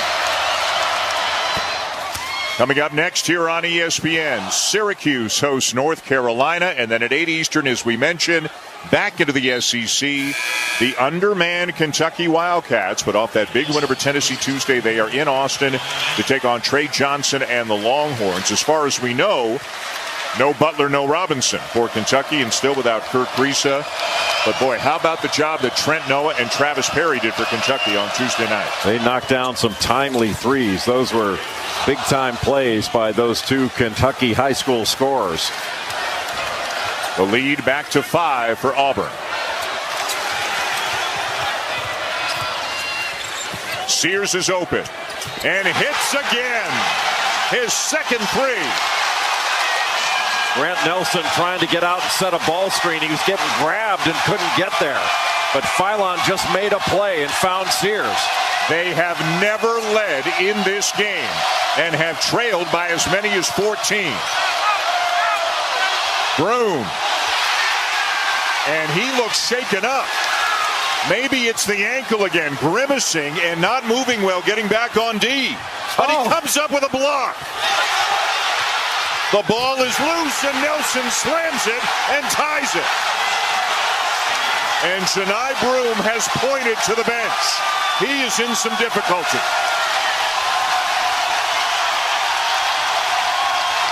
It is mayhem here in Tuscaloosa. Baker Mazzara, no. Sears again. And the rebound to Kelly. Boy, Kelly is such a good guard rebounder. A transition three for Tahad Pettiford. Big time shot. Does he have any fear at all? Things weren't going well for Auburn. He just pulls up in transition and knocks down a fearless three. That's a freshman on the road in this kind of environment. But he's had some of his biggest games in some of their biggest ones. Youngblood with a three. And we're tied again. And it is game on here in Alabama. Number 1 and number 2. Game on, and the lid is off for Alabama. After all these misses, they're starting to knock threes. Wow. Baker Mazzara with a three. Well, you're starting to think, what is he doing? And then knocks it down right on Chris Youngblood. What a hesitation move by Philon. My goodness. Look at the pure speed LeBaron Philon has. Youngblood. It away into by Chaney Johnson. And a timeout on the floor with 6:31 to go. But Jay, Alabama is back in this game. Alabama has done a great job on the glass. But Mark Sears freed up off that broken play, knocking down a deep three. And then after knocking the ball away from Janai Broom, he set raked across his arm and fouled him. Grant Nelson with the dunk, and then Youngblood does not need time. The former American Athletic Association play on ESPN Live from Columbia, because that's where number 2 South Carolina will host number 7 UConn in a sonic blockbuster, and then right after that on ABC number 5 LSU and number 3 Texas. Here in Tuscaloosa, brand new ball game, 3-point game. Alabama actually tied it. This may be the biggest story right now. Janai Broom appears to have aggravated the left ankle injury. He is on the bench right now. Well, first of all, he got fouled here. Grant Nelson not in legal guarding position. That's significant contact on a shooter. That's a foul and should have been called. But Janai Broom, if he's out for a significant period of time, that changes this complex of this game. And Jay, his shoe is off. He is sitting on the bench, not getting any treatment or anything right now, but not wearing his left shoe. And it's down to Denver Jones. Outstanding challenge on that shot by Grant Nelson by Dylan Cardwell. And Auburn win it on the road without their best player. 6 minutes to go.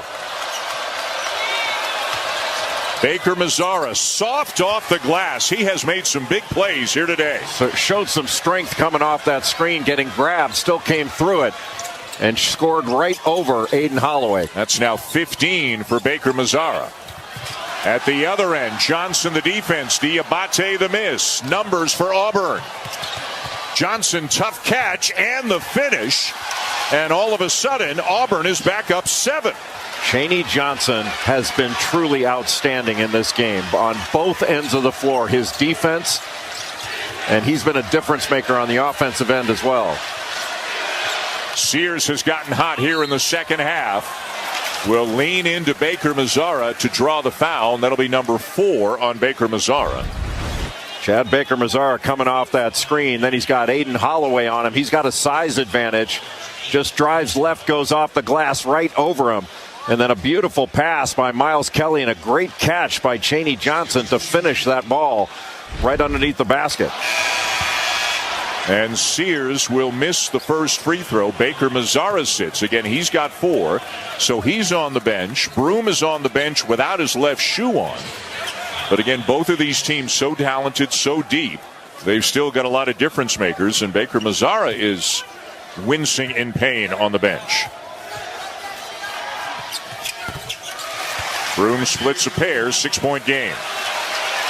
Probably going to see Auburn go to a little 5-out action here. And that's going to open up some cutting lanes. Now they're going into the flex. There's the flex cut and then the down screen. Hediford at the point, 5 minutes to go. Ball screen Cardwell. Hediford drives, and another beautifully placed shot off the glass, this time by Tahad Pettiford. Came off that ball screen, able to turn the corner, driving to his right. And Tahad Pettiford is a lefty. But Dylan Cardwell, you see Omori playing way off, but uses that right hand, drew the contact after the ball was released, and got it high off the glass and in.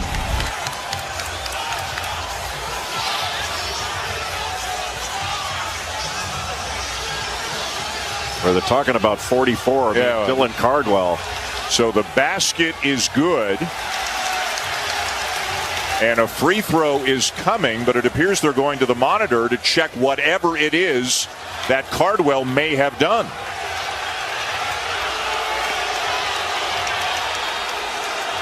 And it is number 5 on Cardwell.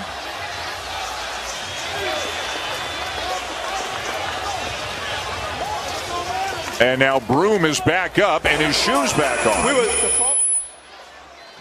Pat Adams. The call on the floor is the call on the floor is white 44 pushing the back.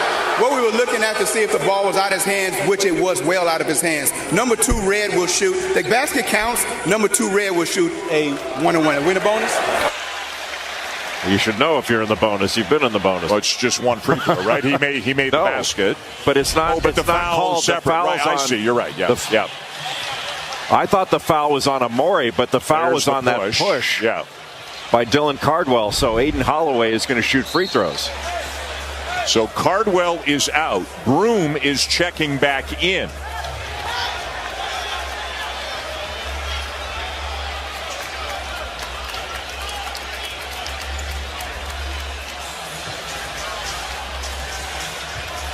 And it's Aiden Holloway with a 1-and-1. Aiden Holloway, an 85% free throw shooter.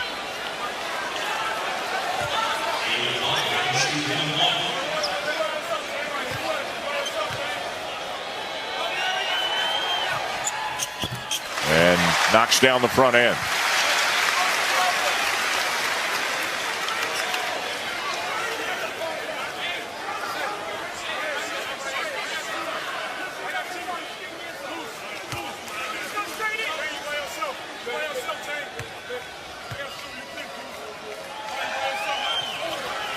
Made them both. And let's keep an eye on Janai Broom's mobility.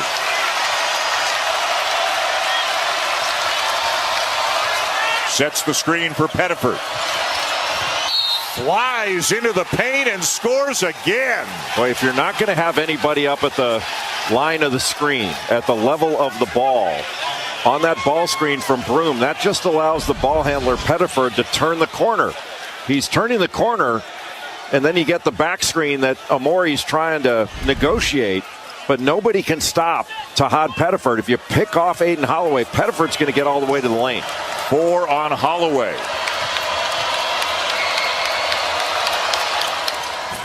And in and out for Pettiford. So it is still an 8-point game. Nelson driving, and that's a goaltending call. Count the basket. Right now, Alabama is getting everything in the paint. They're continuing to drive the ball, which I think is a smart idea. Drive the ball, get the bucket, chance for a foul. And even on the drive, you have a chance to pick up the foul. They're in the double bonus.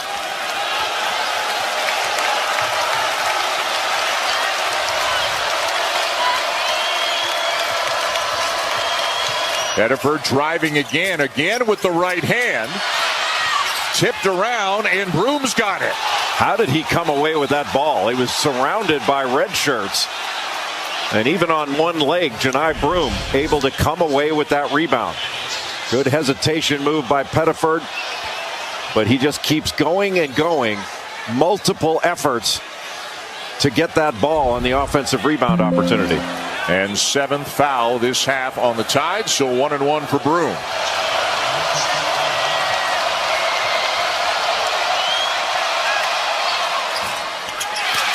Nelson the rebound.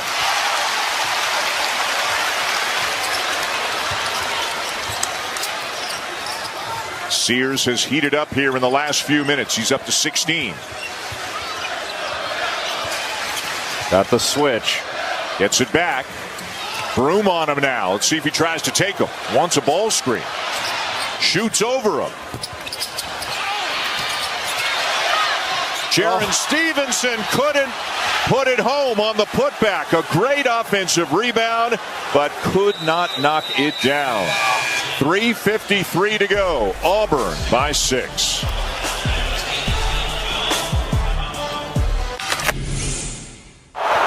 Janai! Walk him down and put him between you and the basket. Hey, what happened to our effort on defense? What happened to our effort? You know what I mean? Defense! 30th year as a head coach, and still with every bit as much energy as he had back on day one. This is number 1 Auburn and number 2 Alabama. Auburn leads by 6. Janai Broom putting up big numbers again. Denver Jones made some big shots in this game. Mark Sears has gotten hot. Auburn has led by as many as 14. Alabama tied it for 1 possession a few minutes ago here in the second half. But Auburn is back up by a half dozen with Miles Kelly at the line. And give credit to the bench of Auburn with the production Bruce Pearl has off the pine. Chaney Johnson, 14. Tahad Pettiford, 11. And then Chad Baker-Mazara coming off the bench with 15. But, Dan, think about this for a second. If you said before the game, and Nate Oates, I'm sure, said to his team, if we have single-digit turnovers and hold Auburn to single-digit offensive rebounds, we win the game. But they've shot it, and that's what they've done. Yep. But they've shot it so poorly from 3, they find themselves down 8. They made 3 in just a couple of minutes earlier in the second half. But as you said, and maybe this is Auburn forcing them off the line, but they've gone back to driving the ball on almost every trip. And it's an empty trip here. Drew contact, but not enough to get a foul. Yeah, they have to drive the ball, I think.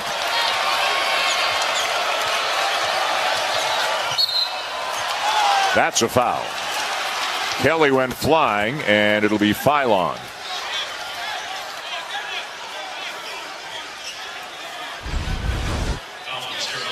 Little wide pin down. Miles Kelly coming off of Moore. And there's been contact like that on just about everything, but he went down, so the foul's called. And it is really difficult as a cutter to be able to cut cleanly in these games. Miles Kelly, another one of these great free throw shooters for the Auburn Tigers. As you can see, high 80s. All 4 perimeter players for Auburn, high 80s or 90% on the season. So if you've got a lead and you've got the right guys with the ball in their hands, you got to feel pretty comfortable if you're Bruce Pearl. Yeah, that is a comforting thing down the stretch. Way to go, Jay. That was you. That was you. 9-point lead. Boy, Auburn has done such a good job of switching up to take things away when they have to switch. Pylon bumped. Jones went underneath that screen and tried to meet Phylon on the other side and just cracked him. And Bruce Pearl is yelling, "That's nothing. That's not a foul." Well, maybe not in this game, but the rule book says it is. But there's been so much that hasn't been called that's been similar at this point, I'm sure. But Alabama's shot a ton of free throws in this game. And down the stretch, they have to be thinking the same thing. Put pressure on the rim. Pylon, 74% on the season. Baker Mazzara back into the game with 4 fouls.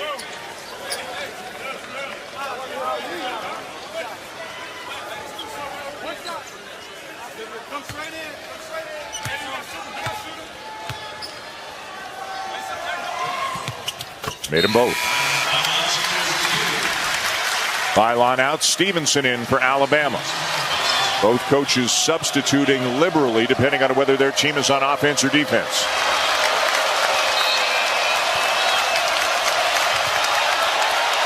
Boy, look at the pressure by Sears. Jones will bring it over. A good balance by Chaney Johnson. Looked like he was going to fall backwards for a second there.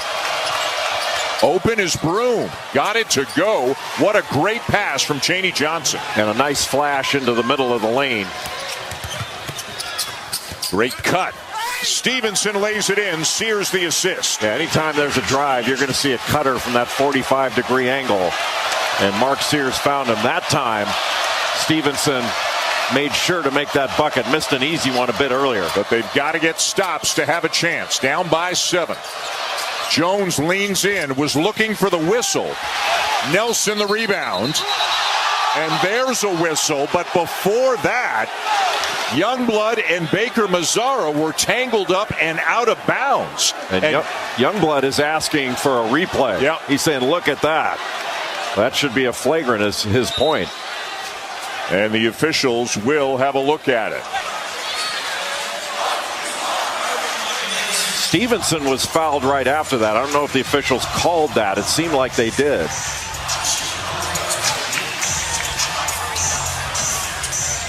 There is no call on the floor, but the previous play is under review. So the play under the basket is under review. Well, Stevenson was fouled. There should have been a call on the floor. Unless they had blown it dead already. So 10 in white and 8 in red. Just on the baseline. Oh, there's nothing there. Youngblood was making a motion like he got hit in the mouth or something like that. Like maybe he did take a swipe at him, but he was riding him out of bounds. Yeah. Maybe with the right hand, there was a swipe taken at him. Yeah, got him in the cheek. Yeah, that different angle. The first one didn't seem like there was anything.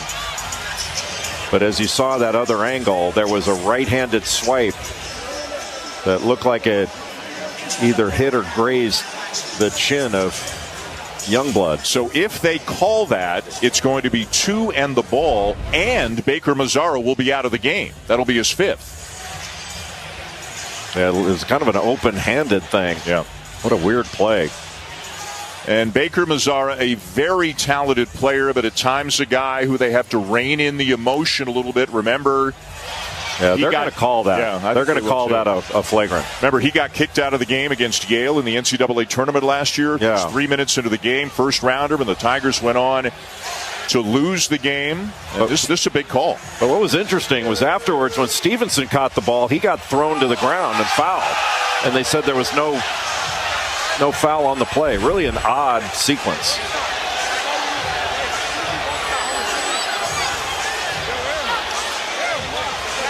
But, you'd think, Dan, after all we hear and see in these just endless replays about the contact to the head, we've seen some that get called and some that don't. But wouldn't you see or feel like that is one that you'd think would be called a flagrant? I would agree. Yeah.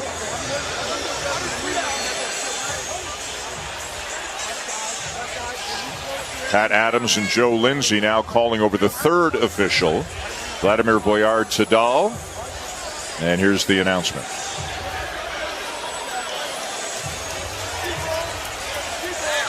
I believe here's the announcement. Here comes Pat Adams. It's going to be a flagrant foul on white number 10. Red number 8 will shoot 2 shots, and red will have the ball out of bounds. Big call. Baker Mazzara, flagrant, 2 in the ball for Alabama, and Baker Mazzara is out of the game. That's his 5th. Now, Youngblood was basically riding him out of bounds. Now, they're tied up. And then the shot with the right hand to the face of Youngblood. And right away, Youngblood makes that universal signal that they should go to the monitor. Baker Mazzara still pleading his case, but again, he walks a fine line sometimes in terms of controlling his emotions. And this foul has knocked him out of the game, and Alabama's got a chance to make this much, much closer right now. Yeah, that's a huge play and a huge call. And Chris Youngblood shoots just under 80% from the foul line. And this is really an opportunity to cut into this lead and put some real game pressure on Auburn down the stretch. So Auburn's without Baker Mazzara and Cardwell. They have both fouled out. But they still got 5 very talented guys on the floor. 1 of 2 for Youngblood. So a 6-point game, and it's Alabama ball.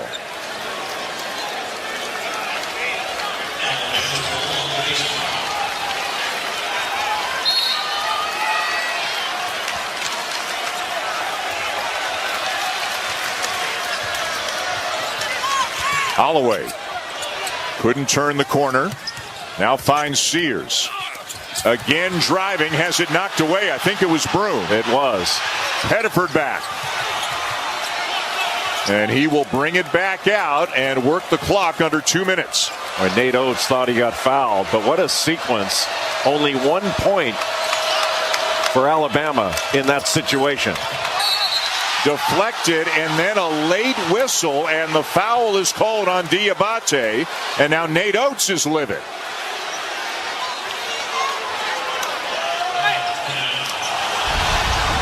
Diabate got a hand on this ball. I don't know.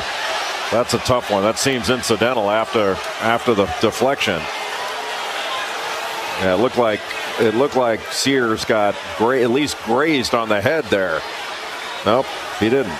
Maybe on the hair, but an excellent block by Janai Broom. His 2nd of the night.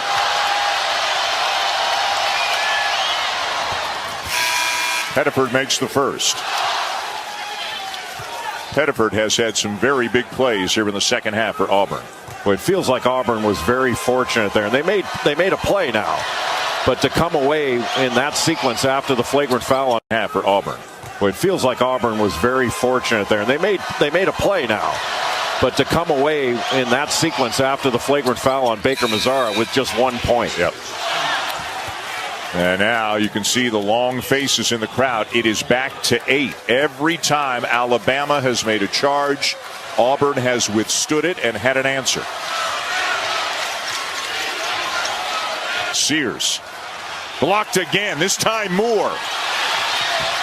And great hustle by Diabate. Who else to get down on the floor? But it's the alternating possession, and the arrow is in Auburn's favor. So many great plays at the rim by Auburn. When they've been beaten off a drive, they recover to block a shot or change a shot at the rim. There's Chris Moore getting a piece of that ball. You saw Janai Broom block an opportunity by Mark Sears. The rim, you talk about rim protection. Auburn has been protecting the rim in this second half, and especially late. They've got 6 blocks in this game. None more important than that one by Moore. 1.5 minutes to go, and Pettiford is not in a rush. No, they want to take their time here. Burn clock, and then get into something with about 12 seconds to go on the clock. Broom wants some space. Banging with Diabate. Broome wins, and it's a double-digit lead. And number one is just over a minute away from winning here on the road in Alabama. Broome on one leg, just so strong. Sears is fouled, but under a minute to go, and Janai Broome just bound and determined to get close to the rim and finish this one off. You're worried about bringing double coverage because Broome is an excellent passer, especially out of double teams. But he's able to get to that right shoulder into the middle of the lane. He just bullied Mohamed Diabate, who's a strong customer himself, to get that big bucket and move it to 10 points. 19 points, 13 rebounds, 6 assists, and 2 blocks for Janai Broome. And really it came down to Alabama's inability to knock down perimeter shots, because they did a good job protecting the ball. It didn't have double-digit turnovers. They did a good job not allowing second shots by Auburn, and yet they are trailing with under a minute to go. Tedford gets it over to Kelly, and now they give the foul. Stevenson. And if Auburn can just make a decent percentage of free throws the rest of the way, this victory will be theirs. And that was your point earlier. You got so many excellent free throw shooters in this Auburn backcourt. It is tough to make a comeback by fouling at the end of the game when you've got multiple 80, 85 plus, 90 plus free throw shooters. Kelly, one of those. If Auburn goes on to win this game, Bruce Pearl will become the first coach ever to win 2 1-versus-2 games for 2 different teams. One game he was number 2, and this one number 1. Yeah. Number 2 Tennessee beat Memphis in 08. And number 1 Auburn is on the verge of beating number 2 Alabama here today. Yeah, but what's his record when he's number 3? What a win this would be, and it would be a pretty enjoyable 2.5-hour drive, bus ride back to Auburn for Pearl and staff and all the players after the effort they have put forth today. Here are the other coaches with multiple wins in 1-versus-2 games, but again, all of those other coaches did it for just one program. Bruce Pearl on the verge of doing it for 2 different programs. And a reminder, and we don't know what the rankings will be, but whatever they are, a reminder, 3 weeks from today, Alabama and Auburn will close the regular season in the jungle. I think that'll be a quiet afternoon. Oh, yeah.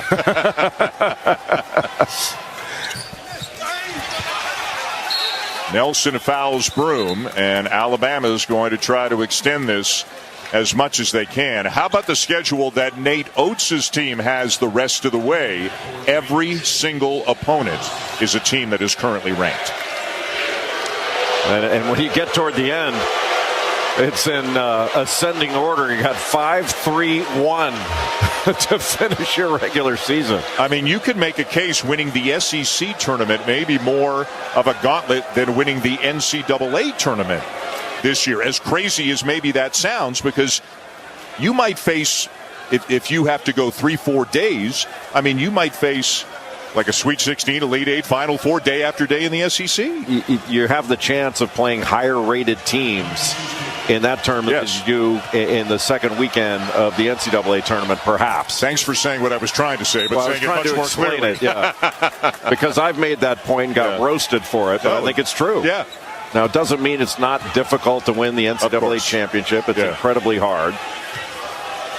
But an upset here or there, and you can have a bit of an easier path in the NCAA tournament. And the same could happen in the SEC tournament. But the point is, I mean, just an incredible number of teams that can go a long, long way in the NCAA tournament will be congregating in Nashville in 3 weeks. Janai Broome, despite aggravating the left ankle injury, and it's bugging him. You can see it's bugging him. But he has played through it and had another great game. He's pretty good on one leg. Started out knocking down threes in this game. I don't know who had that on their bingo card. But he winds up, at least thus far, with 19 points, 14 rebounds, and 6 assists in this game. And then you see him down low. getting a screen, flashing into the middle, getting to that left hand, the little push shot in the lane after the screen by Miles Kelly. You know, Johni Broome is so difficult to deal with, and anytime you need a bucket, you can throw it down to him in the low post, and unless he gets a double team, which he can pass out of very effectively, he's going to back you down and score, get fouled, or both. One of the big statistical differences in this game, and we've talked about it, the three-point shooting. Auburn, 12 for 30, 40%. Alabama, 5 for 25, 20%. They did hit 3 in rapid succession earlier in the second half, but have not been able to add to their total the last 7 or 8 minutes, it feels like. Well, and as you mentioned, I mean, this is an Alabama team that averages 10 made threes a game and just hit 17 against Texas. And again, the foul. So Alabama's going to force Auburn to make free throws. And that's all that Alabama could really do. Keep it from going to Pettiford and make a Johni Broome catch it, not the free throw shooter that Pettiford is. Broome 64% on the season.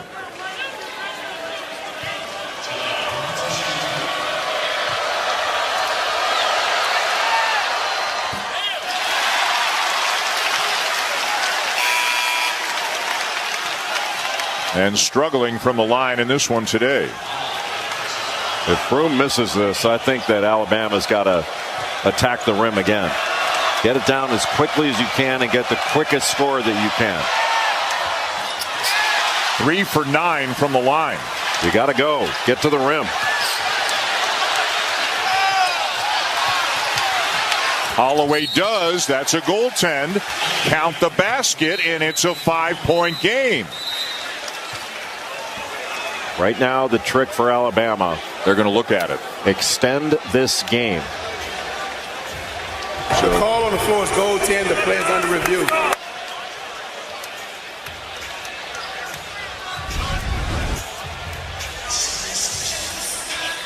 They've hit the backboard. Yeah, definite goaltend. Boy, I would really like to see college basketball. 32 seconds on the clock. I would really like to see college basketball do what the NBA does. Get rid of all this ridiculous replay and give each team one challenge. You get a challenge. If you're right, then you keep it for another one. Then it's gone after the second one. I'm with you 100%, because even though that took 5 seconds, it's really more like 30 seconds by the time they get back out here. And it takes the air out of the building. Yeah. You know, and now with the rule on goaltending, they call everything goaltending so they can go look at it, and then they're not wrong. You know, you can be right, wrong, whatever, but this replay has taken over college basketball, and it does not work.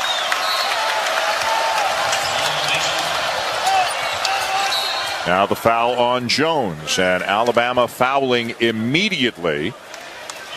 But if you're Bruce Pearl, you're much happier with Denver Jones going to the line here, 90% on the season. Well, that was his point after the last inbound when they weren't able to get it to Tahad Pettiford. All of a sudden, Johni Broome has to, as the pressure release, has to flash in. You have a 64% free throw shooter instead of Denver Jones that shoots 90.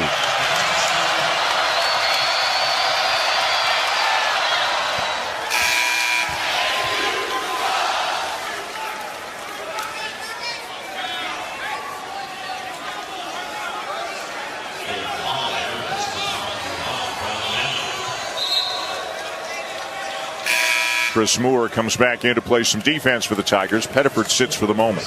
Make or miss here for Auburn, and it's most likely to be a make. No threes, no fouls. 7-point game.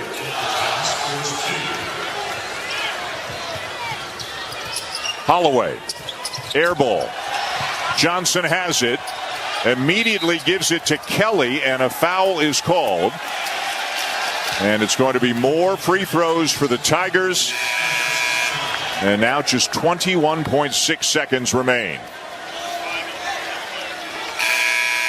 Well, and for Alabama in this game, seems pretty clear with 21.6 in regulation. Auburn's going to hang on and win this game. But Alabama made only 5 threes in this game. What are they, 5 of 26 now? Yep. 5 of 26. They've still scored 85 points.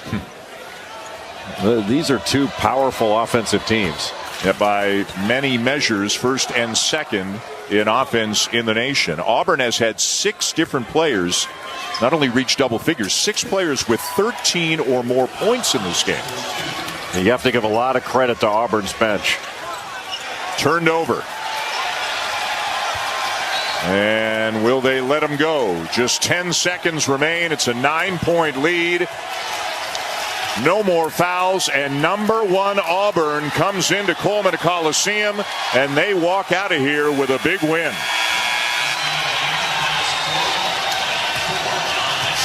The first ever SEC 1 versus 2 matchup goes to number 1. In a rarity, an in-state 1 versus 2 matchup, just the 6th ever.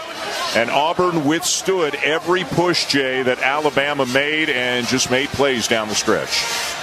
You think first of the defense that Denver Jones played on Mark Sears.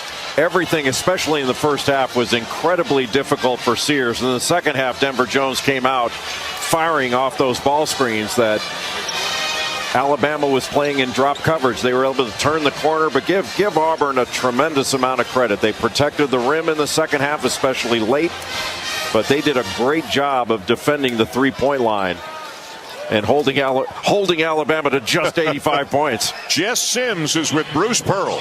Coach, your second 1v2 win on the road, 2 different programs. What's going through your mind right now? You walk into our locker room, there's a sign that says, make history. These kids are never going to forget this 1 versus 2 matchup. We played great from start to finish. We acted like we were the number 1 team. We prepared like we were the number 1 team. And we are the number 1 team in the country. You are, and despite the valiant efforts of Alabama coming back, making those runs, it's a game of runs. They tied up, but you never lost your composure. You never lost the lead. What does that say about the guys? Well, I got to look at the stat sheet. It's spread. The love was spread all around. Denver Jones was, kind of amazing. Janai obviously is a handful on the inside, but it was a great team effort. To hold them down is like to 85. And to hold them down from, with all those free balls. My coaching staff did a great job with the preparation. Look, we're going to see those guys again and maybe again. So good for Alabama. Coach has done an amazing job with that club, and this was a great environment to play. The best environment I've been in Coleman since I've been even a coach at Tennessee. Thanks so much, Coach. Go celebrate with your team. War Eagle.